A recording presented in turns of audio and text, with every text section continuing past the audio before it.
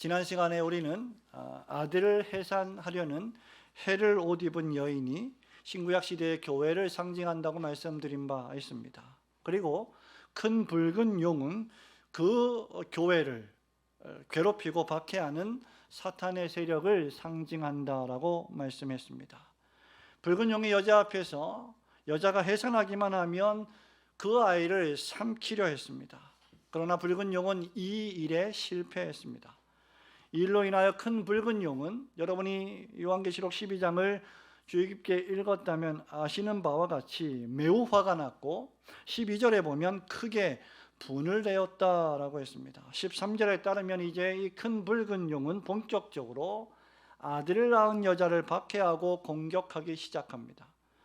분노의 화신인 용은 매우 호전적이어서 싸우기를 좋아하고 언제든지 전쟁을 치를 태세를 갖추고 있었습니다.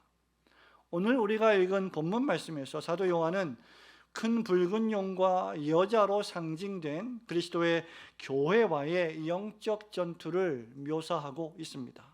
한쪽에는 해를 옷 입은 여자와 그가 낳은 아들과 형제들이 서 있습니다. 그리고 다른 한쪽에는 사단 마귀와 그의 사자들, 즉 부하들이 서 있습니다. 우리는 이미 이 싸움이 오래전에 시작되었고 큰 붉은 용이 여자의 아들을 삼켜 죽이려 했다가 실패했다는 사실을 지난주에 살펴본 바 있습니다. 그러나 이 싸움 이면에 또 다른 싸움이 있는데 그것이 바로 하늘에서 벌어진 싸움입니다. 그 싸움은 천사장 미가엘과 그의 사자들, 그리고 용과 그의 사자들이 벌였던 하늘에서의 천상적 싸움입니다. 사도 요한은 이 싸움에서 용과 그의 수하들이 이 전쟁에서 대패하고 참패하여 하늘에서 쫓겨나가는 장면을 목격했습니다. 그리고는 마지막 절에서 이 용이 크게 분노하여 여자와 여자의 자손과 싸우려고 바다 모래 위에 서 있는 장면도 목격했습니다. 그렇다면 지금 요한계시록 12장은 두 개의 전쟁을 묘사하고 있는데 그 하나는 하늘에서의 영적 전쟁이요, 또 하나는 땅에서의 영적 전쟁을 가리킵니다. 이 전쟁들이 과연 어떤 의미가 있으며 또 21세기 오늘 현대를 살아가는 성도들은 이 전쟁을 어떻게 바라보고 또 우리 스스로 이 전쟁을 어떻게 준비하고 싸워나가야 하는지를 살펴보며 은혜 받기를 소원합니다. 첫 번째로, 이 세상에는 우리 눈에 보이지는 않지만, 만져지지는 않지만 하늘에서 벌어지는 영적 전쟁이 있음을 하나님의 말씀이 우리에게 알려주고 있습니다. 7절과 8절 말씀을 같이 한 번 더 읽어봅니다. 하늘에 시작. 하늘에 전쟁이 있으니 미가엘과 그의 사자들이 용과 더불어 싸울세. 용과 그의 사자들도 싸우나 이기지 못하여 다시 하늘에서 그들이 있을 곳을 얻지 못한지라. 아멘. 우선 우리는 이 전쟁이 어떤 성격의 전쟁인지를 살펴볼 필요가 있습니다. 요한은 7절에서 하늘에 전쟁이 있으니 라고 했습니다. 하늘에서 미가엘과 그의 사자들이 용과 더불어 싸우는 전쟁입니다. 땅에서 벌어지는 물리적인 전쟁이 아니라 하늘에서 벌어지는 영적 전쟁입니다.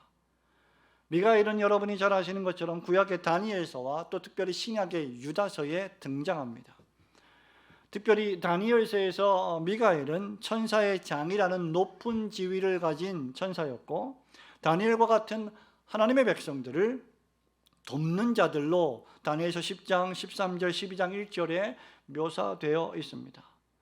다니엘은 다니엘서 10장 21절에서 나를 도와서 그들을 페르시아 바사 제국을 대항할 자는 너희의 군주 미가엘뿐이라고 예언한 바 있습니다. 또한 12장 1절에서도 그때 내 민족을 호위하는 큰 군주 미가엘이 일어날 것이다 라고 했습니다. 말하자면 미가엘 천사장은 이스라엘 백성들, 즉 하나님의 백성을 상징하는 이스라엘 백성들을 돕는 자로 묘사되어 있다는 말입니다. 용과 그의 사자들은 반면에 악한 나라를 돕는 자들로 묘사되어 있습니다. 그런데 용과 그의 졸개들이 미가엘을 이기지 못하고 전쟁에서 대패하여 하늘에서 쫓겨납니다. 우리는 이 싸움이 일단 물리적인 싸움이 아니라 총과 칼로 싸우는 싸움이 아니라 하늘에서 벌어지는 천상적인 전쟁임을 기억해야 합니다. 그렇게 바울은 에베소 교회 교인들에게 이 싸움을 본받아서 우리 성도들도 영적 전투를 싸울 때 에베소서 6장 12절에 이렇게 말했습니다. 우리의 씨름은 또는 우리의 싸움은, 우리의 전쟁은 혈과 육을 상대하는 것이 아니요 통치자들과 권세들과 이 어두움의 세상 주관자들과 하늘에 있는 악의 영들을 상대함이라고 했습니다. 또한 이 싸움의 규모를 보십시오. 이 싸움은 그저 부분적인 싸움이 아니고 국지전이 아닙니다. 이 싸움은 어떤 의미에서 전면전입니다. 하늘에서 천사장 미가엘과 그의 사자들이 싸웁니다. 또한 용과 그의 사자들도 이 싸움에 동참했습니다. 이 전쟁은 작은 전쟁이 아니라 대규모의 큰 전쟁입니다. 천사장과 천사들이 사단 마귀와 그의 부하들과 벌이는 전쟁이었습니다. 사단 마귀는 하늘에서 이 전쟁을 어떻게 수행했습니까? 9절에 따르면 이 큰 용은 옛뱀, 곧 마귀라고도 하고 사탄이라고도 불리는 자입니다. 이 사단 마귀의 정체가 무엇입니까? 온 천하를 꿰는 자이다 라고 했습니다. 그리고 그 방법은 10절에 묘사된 대로 참소하는 것입니다. 그리고 형제들을 참소하는 자가 쫓겨났다라고 기록하고 있습니다. 여러분, 참소라는 것이 무엇입니까? 고발한다는 것입니다. 고소한다는 것입니다. 그 안에는 비난과 정죄가 포함되어 있습니다. 마치 검사가 어떤 사람의 모든 죄들을 낱낱이 나열하고 그것들을 예리하게 분석하고 그 증거들을 판단하여 죄가 있다라고 기소하는 것처럼, 그렇게 하늘에서 하나님의 백성들의 죄를 들춰내고 난도질하고 판단하는 것을 가리킵니다. 마귀는 모든 수단을 총동원하여 여러분들이 얼마나 처참한 죄인들이며 여러분이 생각하고 말하고 행동하는 모든 죄들이 얼마나 지옥을 가기에 합당한지를 보여주며 그 죄들을 끄집어 갖고 와서 우리의 양심을 때로는 괴롭게 만듭니다. 그리고 그것을 하나님께 고발합니다. 욥기 1장에 보시면 이 하늘에서의 전쟁이 또한 잘 묘사되어 있습니다. 하나님, 욥이 까닭 없이 이유 없이 하나님을 경외하겠습니까? 하나님 당신께서 모든 것들을 축복해 주시고 만사가 형통하게 하시고 자녀들도 잘 되게 하시고 모든 재산을 다 불어나게 하시니 욥이 그것 때문에 하나님 당신을 경외하는 것입니다. 이것이 바로 참소입니다. 경건하게 동방에서 이와 같은 의인이 없이 하나님을 경외했던 욥을 고발하는 것입니다. 성도 여러분, 이런 사단 마귀의 참소를, 고발을 당할 자가 누구이겠습니까? 사실이 아닌 것까지 꾸며서 하나님을 불신하게 만들고 사단 마귀를 따르게 만드는 자가 바로 참소자, 온 세상을 꿰는 자, 옛뱀, 마귀, 사탄입니다. 놀랍게도 모세가 죽었을 때도 하늘에서 전쟁이 있었습니다. 바로 미가엘과 마귀가 모세의 시체를 놓고 벌인 전쟁입니다. 이때도 마귀가 얼마나 모세의 시체의 소유권을 놓고 참소를 했는지 미가엘이 유다서 1장 9절에 보면 감히 비방하는 판결을 내리지 못하고 마귀를 향하여 주께서 너를 꾸짖으시기를 원한다라고 말할 뿐이었습니다. 마귀는 평생 사단 마귀는 하나님을 대적하며 하나님 말씀을 전했던 모세의 시체를 찾아다가 이스라엘 앞에 둠으로써 이스라엘 백성이 아마 모세를 숭배하게 만들고 싶었을지도 모릅니다. 또한 그 결과 평생 하나님만을 경외했던 모세의 이름을 우상 숭배하게 만들고 싶었을지도 모릅니다. 마귀는 언제나 이런 나쁜 짓을 합니다. 우리의 명예를 훼손하고 우리의 허물을 들춰내고 구원받기에 합당하지 못하다고 고발하며 참소합니다. 그러나 신명기 34장 6절은 모세가 모압 땅에서 장사되었고 오늘까지 그의 묻힌 무덤을 아는 자가 아무도 없더라라고 기록하고 있습니다. 하나님께서는 그분의 영광을 찬양하며 그분을 참되게 진정으로 섬기는 영혼을 사단에게 결코 내어주지 않으십니다. 에덴 동산에서 아담과 하와를 거짓말로 참소함으로 하나님을 불순종하게 만들었던 장본인도 역시 사단 마귀였습니다. 아담과 하와 역시 하나님을 높이지 않고 자기 자신들을 높이려 했습니다. 마귀는 그것을 잘 알고 그 육체의 본성에 틈을 비집고 들어갔습니다. 성도가 사단의 이런 공격을 받으면 때로는 낙심하고 우울해하며 절망에 빠지거나 또는 스스로 자신을 높여 하나님을 떠나버리고 자기 자신이 하나님이 되어버리는 교만에 빠지게 됩니다. 그렇게 우리 주님은 요한복음 8장 44절에서 바리새인들을 향하여 너희는 너희 아비 마귀에게서 났는데 그가 거짓말쟁이요 거짓의 아비가 되었다라고 정죄하신 바 있습니다. 그러나 이런 참소하고 고발하는 전쟁은 미가엘의 승리로 끝났습니다. 8절을 보십시오. 용과 그의 사자들이 이기지 못했다라고 했습니다. 9절에 보면 큰 용이 내쫓기니라고 했고 그가 땅으로 내쫓기니라고 했으며 그의 사자들도 그와 함께 내쫓기니라라고 기록함으로 3번씩이나 반복하여 용과 그의 수하들이 완전한 패배를 당했음을 명시하고 있습니다. 모세의 시체에 대해서도 감히 스스로 정죄를 내리지 못했는데 미가엘이 어떻게 이 용과 그의 졸개들을 이길 수 있었을까? 이 막강한 사단 마귀의 능력을 어떻게 이길 수 있었겠습니까? 그것은 바로 여자가 낳은 아들이 하늘로 승천하셨기 때문입니다.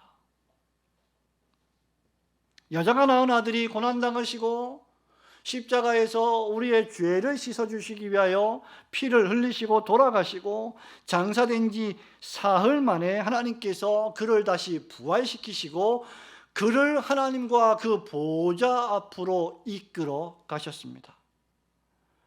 그리고 나서 곧바로 하늘에 전쟁이 있었다라고 요한은 기록합니다. 결국 하늘에서의 이 전쟁은 부활하신 그리스도의 능력으로 승리하는 전쟁입니다. 제2위 성자 하나님이신 독생자 예수 그리스도께서 진두지휘하시는 전쟁이었습니다. 사단 마귀가 아무리 종말이 가까워올수록 발악을 하고 도발을 해도 부활하신 하나님의 아들께서 그들을 멸하실 것입니다. 요한은 이 승리의 10절에 보면 하나님의 구원과 능력과 나라와 그리스도의 권세가 나타났다라고 노래합니다.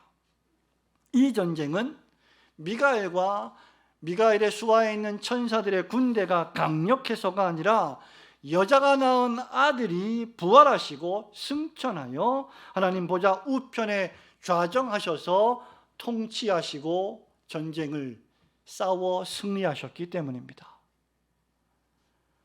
성도 여러분, 승리의 주인은 예수 그리스도이십니다.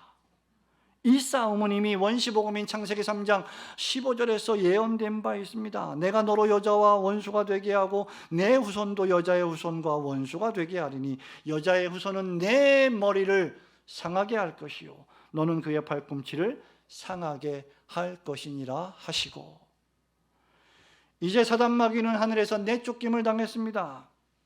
그러나 그들이 아직 완전히 멸망을 당한 것은 아니었습니다.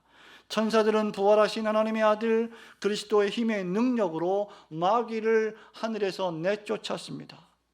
이것은 모든 교회와 성도들이 축하해야 할 기쁜 승리이지만 한편으로는 긴장이 고조되는 사건입니다.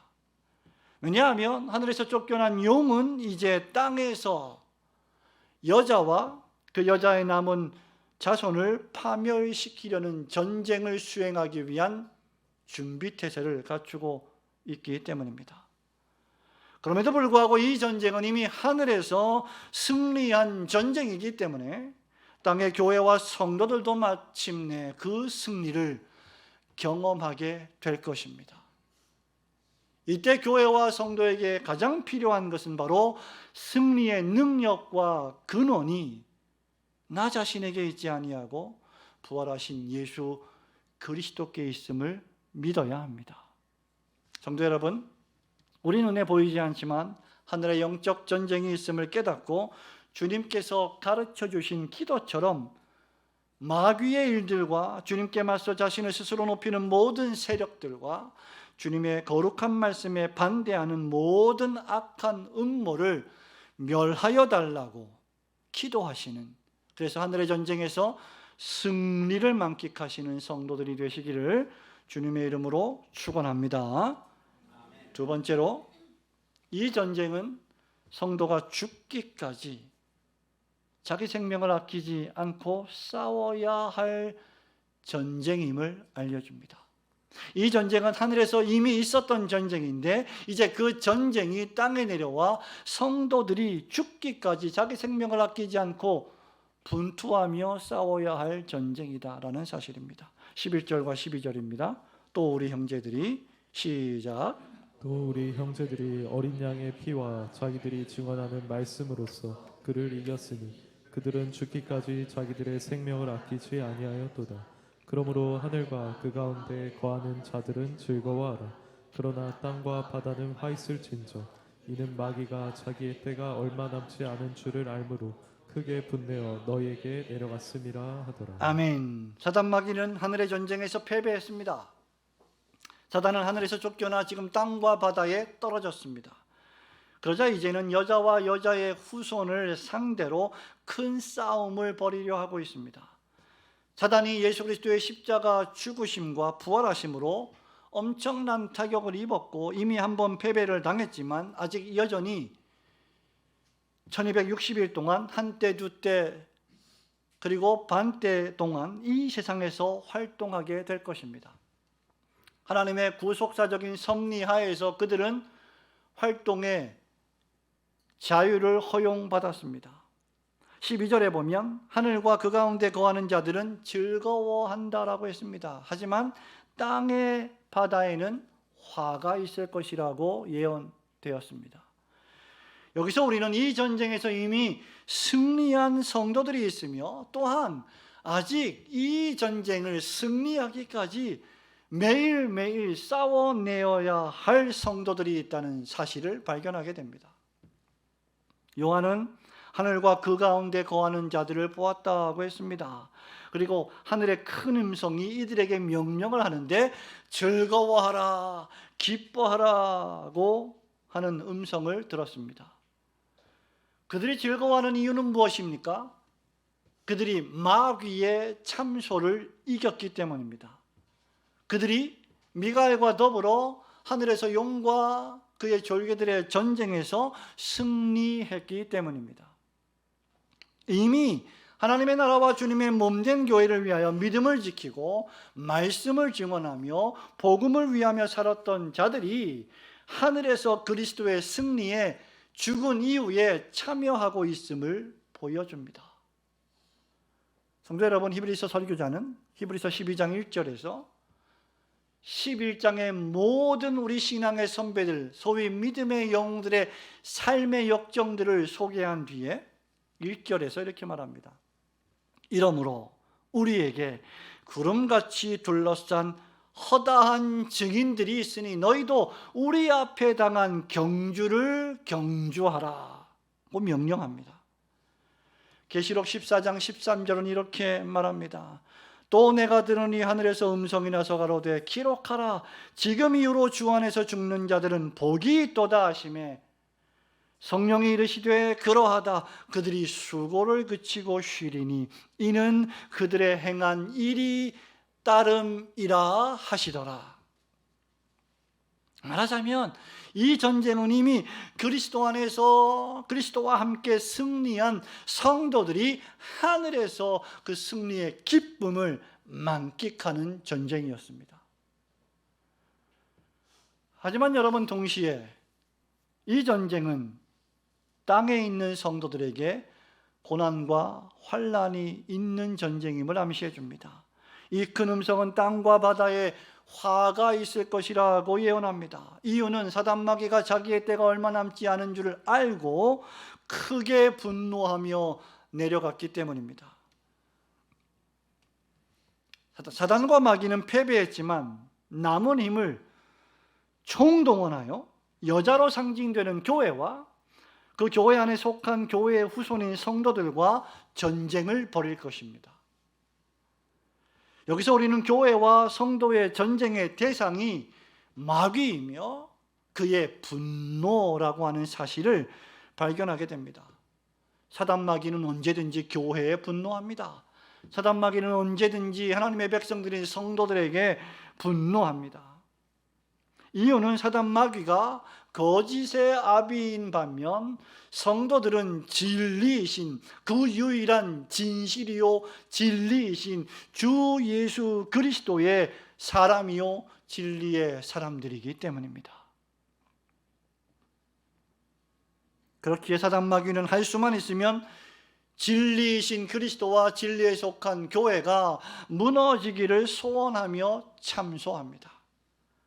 성도들이 침체에 빠지고 영적 나태에 빠지고 원망과 불평에 빠지고 불순종과 불신앙과 배교에 빠지기를 여러 교묘한 방법으로 유혹합니다. 베드로전서 5장 8절에서 이미 그러한 시험을 받은 경험이 있던 사도 베드로가 뭐라고 말합니까? 근신하라 깨어라 너희 대적 마귀가 두루 다니며 우는 사자같이 삼킬 자를 찾는다라고 했습니다. 자기 자신의 경험에서 우러나오는 뼈아픈 권면입니다.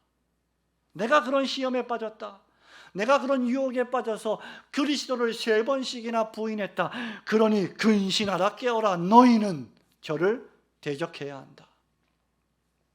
우리 주님께서는 종말의 때에 적그리스도가 출현할 것이며 많은 이들이 예수님의 이름으로 와서 내가 그리스도다라고 유혹하고 미혹할 것이라고 마태복음 24장 5절에서 경고한 바 있습니다.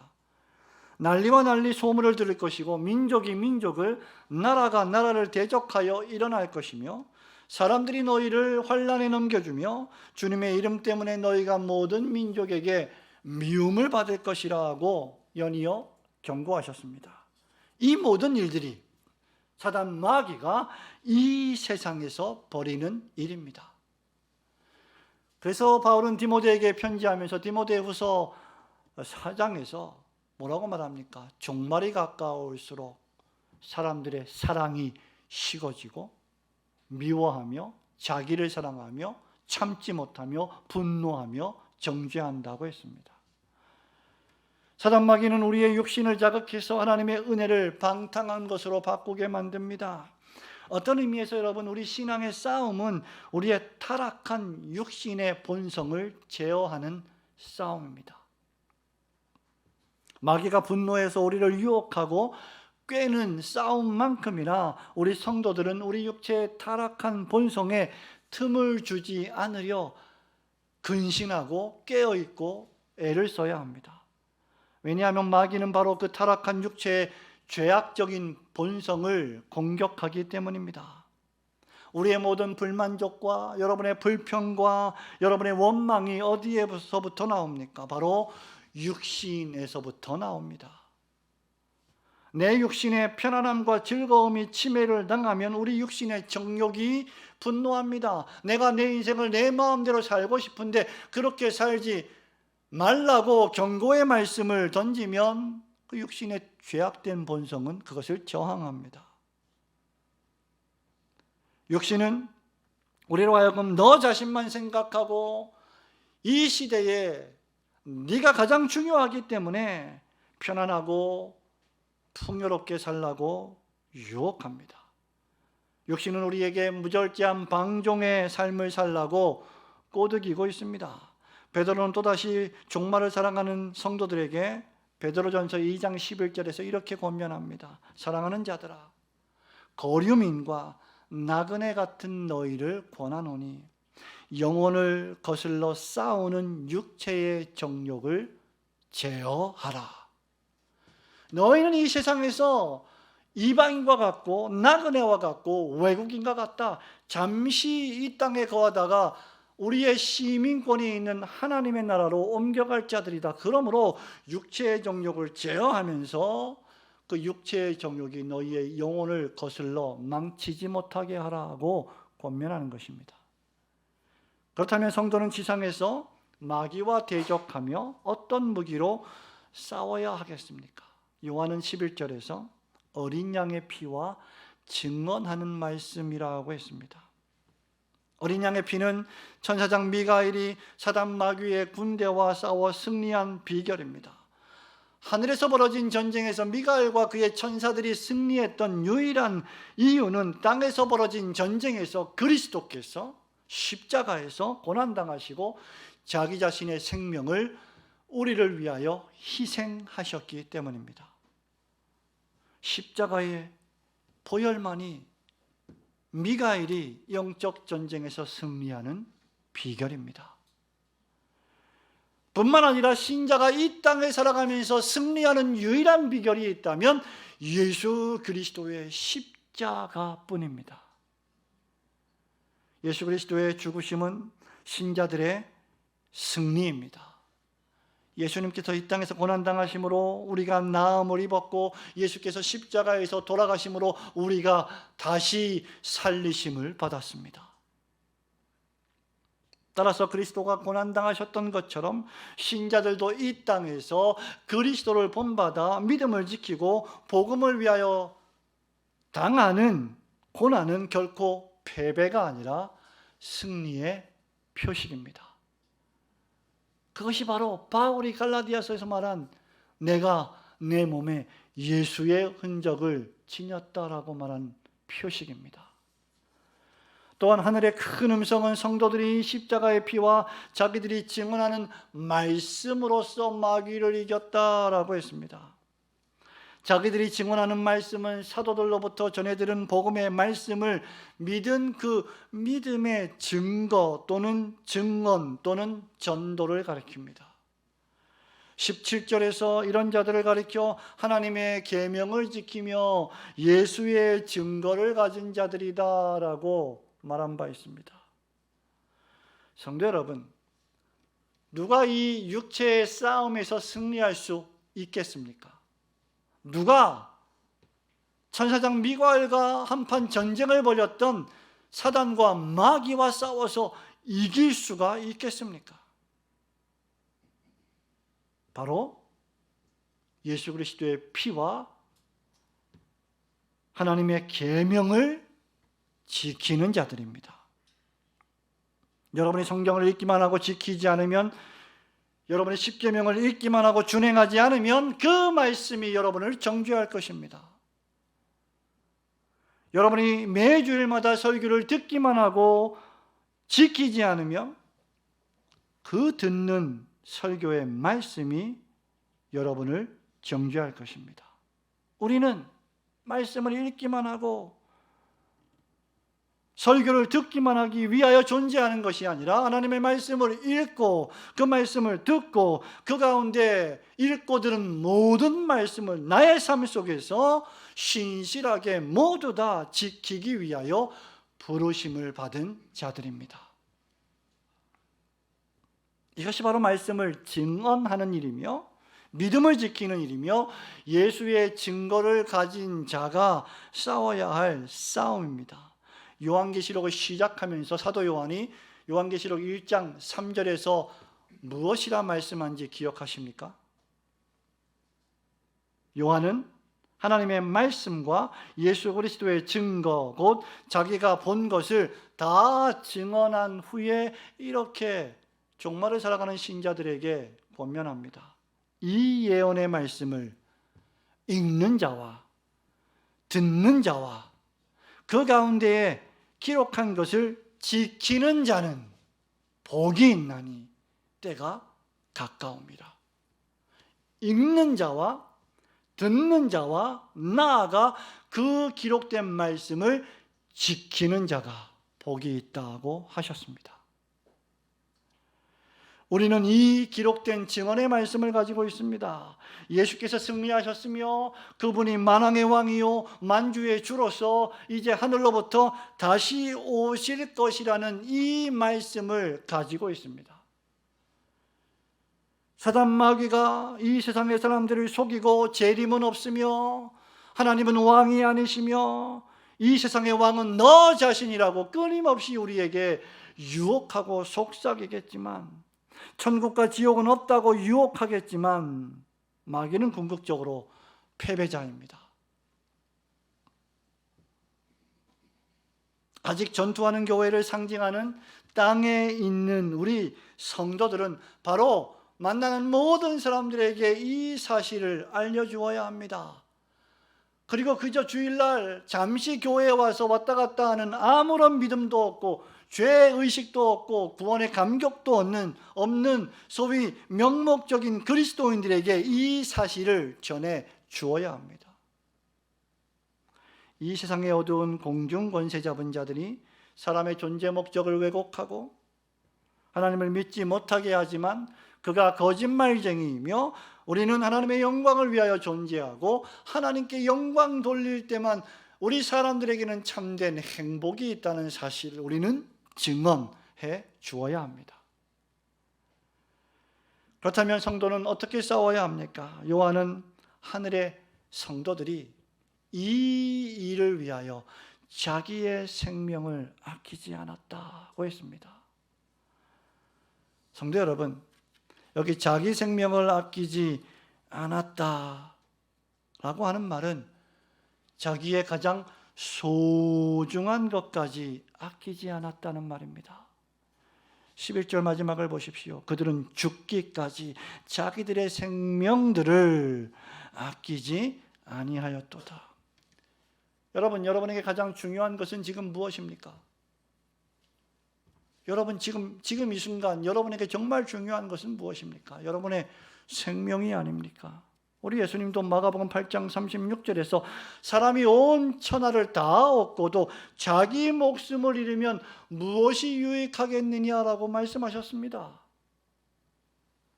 그런데 이 하늘에 있는 성도들은 그 자기 목숨을 아끼지 않았습니다. 이것은 하나님의 나라와 복음의 증언을 위한 충성심과 신실함을 나타내 줍니다. 여러 어려움과 박해에도 불구하고, 때로는 경제적 불이익과 생명의 위협에도 불구하고 그리스도 예수를 믿고 그분을 따르며 그분을 배반하지 아니하고 그분에게 충성한 것입니다. 이것이 증언입니다. 여러분의 삶 자체가 바로 증언이 되어야 할 것입니다. 이것이 이 땅에서 우리가 수행해야 할 전쟁입니다. 하늘의 성도들은 이 싸움을 죽기까지 싸워냈습니다. 이 말씀은 성도의 전쟁의 시간을 가리킵니다. 이 말씀의 원뜻은 죽을 각오로 싸우라는 말이 아닙니다. 죽음에 이르기까지, 죽음이 오는 순간까지, 너의 생명이 다하는 마지막 순간까지 생명을 아끼지 아니하고 예수의 증언을 위한 싸움을 싸우라는 말씀이죠. 요한계시록 2장 10절에서도 동일한 원어가 사용되었습니다. 너희가 10일 동안 환난을 받으리라. 네가 죽도록 충성하라. 그리하면 내가 생명의 면류관을 내게 주리라. 죽도록 충성하라. 죽기까지, 죽음에 이르는 순간까지 충성하라는 말입니다. 주님을 이 땅에서 섬기면서, 하나님을 섬기면서 주의 나라와 주의 몸된 교회를 위하여 섬기고 봉사할 때 죽음에 이르는 순간까지 변하지 말고 일관되고 신실하고 지속적으로 충성하라는 말씀입니다. 여러분, 이것이 얼마나 어려운 일인지 아십니까? 시종이 여일하게 내 삶의 모든 순간, 모든 날, 모든 달, 모든 해, 내 평생 동안 때로는 즐겁지도 하겠지만 때로는 힘들고 고통스러운 순간도 있을 것입니다. 그럼에도 불구하고 그 모든 순간에 일관되게 신실하게 죽기까지 충성하는 것은 결코 쉬운 일이 아닙니다. 그러나 사도 요한은 이것을 우리에게 명령하고 있습니다. 그것이 바로 영적 전쟁에 임하는 성도의 마땅한 자세입니다. 그러므로 하늘에서 이미 승리한 그 전쟁에 우리가 동참하고 있으며 우리도 역시 주님을 따라가며 자기 십자가를 지고 죽기까지 예수의 증언을 증언하며 살아가다가 주님 부르시는 그날까지 신실함을 유지하시는 성도들이 되시기를 주님의 이름으로 축원합니다. 성도 여러분, 말씀을 맺습니다. 이 요한계시록 기록된 성도들은 죽음을 겁낼 만큼 자기 목숨을 사랑하지 않았습니다. 우리가 죽음을 겁낼 만큼 자기 목숨을 사랑하지 않고 자기 생명을 아끼지 아니하며 주님을 위하여 살 수 있다면 그 이하 모든 것들은 얼마나 다 주님을 위하여 사용할 수 있겠습니까? 그리스도의 성육신과 부활하심으로 한번 대패한 사단 마귀는 그리스도께서 다시 오실 때 완전히 패배할 것이며 영원한 불못에 던지우는 심판을 당하게 될 것이라고 계시록 20장 10절이 예언하고 있습니다. 교회의 승리와 교회를 핍박하는 사단 마귀의 패배는 정해져 있습니다.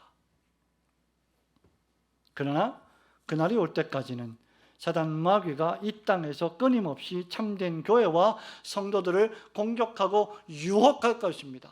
성도 여러분, 나는 하나님을 정말 신실하게 섬기기 원하고 진리의 말씀을 지키며 주일 예배를 지키며 성도들을 사랑하며 봉사하며 섬기고 있는데 왜 내 삶에 이런 어려움이 옵니까? 고난이 옵니까? 아픔이 옵니까? 궁금해하십니까? 우리에게 사단 마귀의 공격이 있기 때문입니다. 이상한 것 당하는 것처럼 이상히 여기지 말라고 베드로가 이미 우리에게 알려준 바 있습니다. 그러면 그런 고난이 올 때 오히려 기뻐하고 즐거워하십시오. 여러분이 그 영적 전쟁에 동참하고 있는 성도들임이 증명되는 순간이기 때문입니다. 야고보 사도는 야고보서 4장 7절에서 이렇게 말합니다. 그런즉 너희는 하나님께 복종할지어다. 마귀를 대적하라. 그리하면 너희를 피하리라.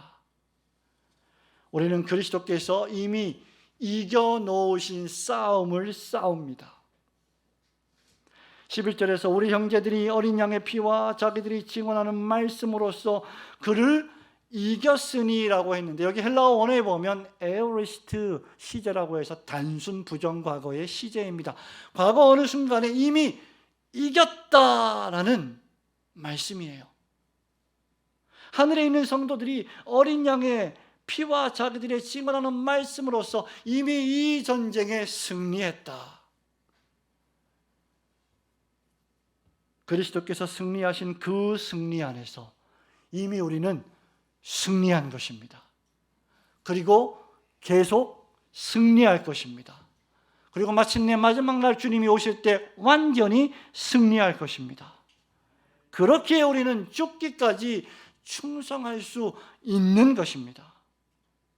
그러므로 우리는 한편으로는 그리스도께서 이미 이기신 그 승리를 지금 만끽하면서 다른 한편으로는 그 승리 안에서 이겨놓으신 싸움을 우리의 싸움으로 여겨 그 싸움을 이겨내셔야 합니다. 영적 침체에 빠져 계십니까? 말씀을 읽고 기도하시며 교회사에서 하나님이 사용하신 위대한 신앙의 선배들의 전기들을 읽으십시오. 여러분의 영적 각오를 새롭게 하십시오. 주 예수 그리스도에 대한 십자가 신앙의 고백을 붙들고 다시 하나님 앞에 나오십시오.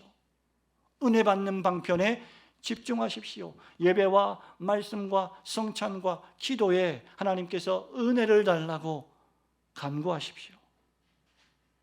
여러분이 가진 것을 조금도 귀한 것으로 여기지 말고 아낌없이 하나님의 나라를 위하여 헌신하십시오. 하나님은 그런 하나님의 사람들을 결코 사단에게 내어주지 않으십니다. 반드시 축복하실 것입니다. 여러분들의 믿음을 약화시키는 유혹물들을 제거하고 연약을 강건하게 하십시오. 살면서 주 예수 그리스도의 복음을 힘차게 증언하며 예수의 흔적을 가진 자로서의 삶을 살아가십시오. 죽음에 이르는 순간까지. 저와 여러분이 언제 하나님의 부르심을 받을지 우리 모두 다 알 수 없지만 그때까지 어린 양 예수 그리스도의 피를 의지하여 우리 생명을 아끼지 않고 하나님의 나라의 복음을 위하여 살아가시는 복된 성도들이 되시기를 주님의 이름으로 축원합니다.